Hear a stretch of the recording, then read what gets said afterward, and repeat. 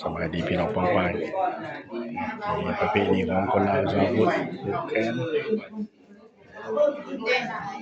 ก่อนสุขภาพแข็งแรงประเพณีคนลาวเปิดก่อนให้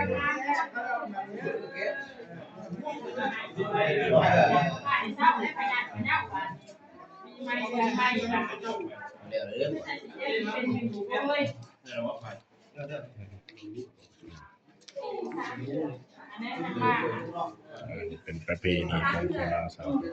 ใช้คันเดียวใช้คันเดียวเอาโอ้เล่นจนล้นเลยเนาะ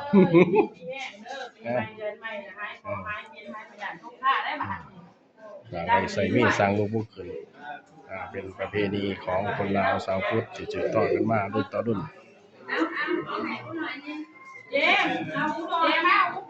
เป็นความเชื่อ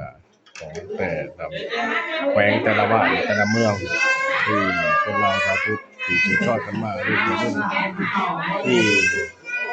สืบทอดกันมาใช้เวลาหลายปีด้วยกัน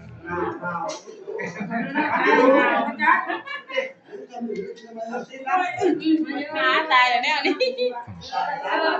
ประเพณีลาวด้วยบอกว่าประเพณีลาว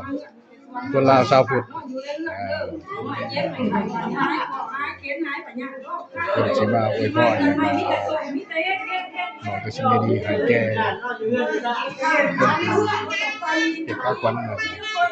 สารวัตรเพิ่นก็สิเว้าสิ่งดีๆให้ปีใหม่อะไรก็คนก็สิทำดีวันนั้นทำดีลาวชาวพุทธเฮาเขตลาวใต้เมืองกรุงศรีแขวงสารวัตร